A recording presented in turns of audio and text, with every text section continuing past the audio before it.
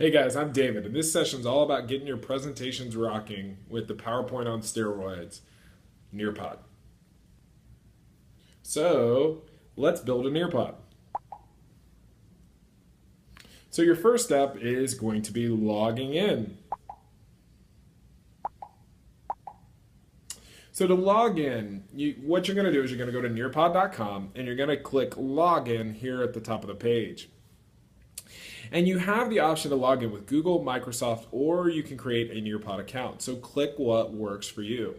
And so my suggestion would be to create a Nearpod account with your school email so that if you get a paid upgrade, it's easy for the schools to do, and you can get that paid upgrade pretty quickly. So the next step in Nearpod is to explore the options. The first thing is when you open up Nearpod and when you log in, and let me say this too, is if you're going to create a Nearpod, I would log in on a computer. That's probably your easiest bet. But it has 5 options when you log into it. And so you have these 5 menus. The first menu right here, My Library, lets you go to the ones you've already got published and you can launch them for students. The second menu, Explore, is where you can go and you can actually buy pre-made ones. The third menu is Join, where you can join other Nearpods. Fourth is Create, where you can create Nearpods. And the last one is Reports, and that's where you're going to find all your data. And then the other thing too is to go back to this page at any time. There's going to be a little house button in the top left, and so if you click that, it'll take you back to this page. So the Explore, so when you click on this, it's going to take you to what basically looks like a presentation store, and you can buy pre-made Nearpods. There are a few for free, but not many, and there are more presentations added constantly. They're added all the time. The next 2 is Join and Reports. Join, very simply, is going to bring up a button where you could join somebody else's Nearpod if you're already logged in. And Reports is once you finish a Nearpod, you can get all the data. So you can get all the assessment data from the Nearpod. And so really where you're going to live is you're going to live in Create.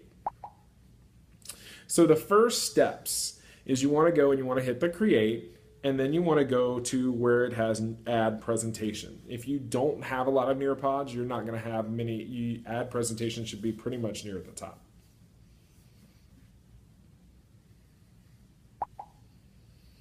After you've done that, you're going to click on Add Slide, and you're going to click on Add Content. And there's lots of options here that you can add, but most are going to want to add a slide. And video or audio can be added from both computers, cloud services, or YouTube. And so to move to the next step, click on what you want to add. So when you're talking about add content, it's very much based around teacher-directed content. Most people won't want a slide, but you can pick video, audio, you can pick slideshow. And so the slide's right here.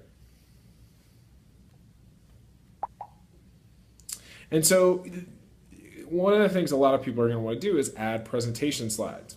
And so you click on slide and you can add text, image, or audio. The easiest and most design-friendly way to do this is to do it in a presentation maker and save them as images. So in both PowerPoint, you can save PowerPoint slides as JPEGs, and on Keynote, you can go to the File menu, click Export, and you can export all the slides as images. And so that's going to be the easiest way to input slides into Nearpod. Once you're done, you can either click image and you can find the image that's saved in your computer, or you can split screen and you can drag the images into this box. When you're done with that, hit done, hit save in the bottom right hand corner. Now, one of the things Nearpod also allows you to do is add websites. It's a paid feature, but it's a great way to wall off websites for the younger kids, because what it'll do is it does not give you it does not give somebody a search bar, and you can monitor when the kids get out of Nearpod. It displays that website into Nearpod. And so when you click on add websites, all you really have to do is add it's the middle button in the content, is in the middle button between content and between assessments. All you have to do is basically input the URL, and then click Save. Now, activities, the assessments, the activities, those are going to be, well, that's one of the things that makes Nearpod a lot better than, say, PowerPoint and Keynote. So when you click on Add Slide, you're going to go to the last one, you're going to click on Add Activity. And then you're going to pick one of these activities down here at the bottom.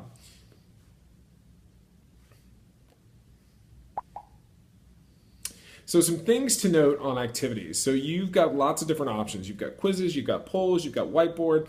There's a lot of different things you can put into activities. The first thing to note is that quizzes, you can actually add questions on quizzes. And so you can actually have multiple question quizzes as one slide. The other thing to note is the whiteboard is a great activity to do all kinds of stuff with. And one of the things that you can do a lot with on the whiteboard is you can actually drag an image into the whiteboard where it becomes the background. If you leave that box blank, it's going to just be a blank whiteboard.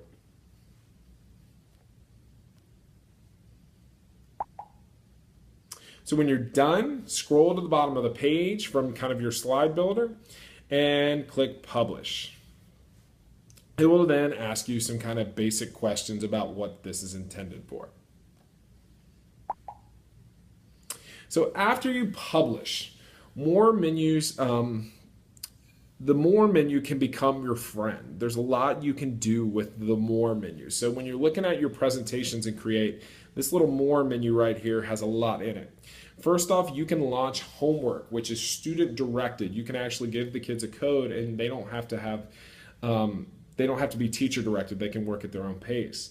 You can launch a live session where you go and that's the teacher directed one. You can share Nearpods with other teachers. So if you want to share your presentation with somebody else to collaborate with them, or it's a great way to go and say, I'm stuck, can I share it with somebody who knows Nearpod and they can help you that way. And then you can also export it as a PDF, which would give you notes for your website and for the future.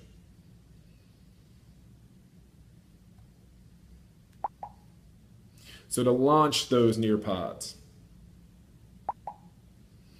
First off, when you want to launch them, you can launch them from the My Presentation menu, but when you're just trying to launch them, it's easy to go into My Library, and then you click on the presentation that you want. And then you're going to have two options to launch them. The first is a homework, and basically it's going to give you a pin and the kids can log in at any time. And you can also embed this on your website. It is a paid feature though, so you would have to pay for that. You would have to have a gold account or a paid account to do that. The other thing you have is the live session, and the live session is the teacher directed in class where the teacher advances the slides. So now go launch your Nearpod awesomeness and let anybody who knows technology and knows Nearpod know if you need help.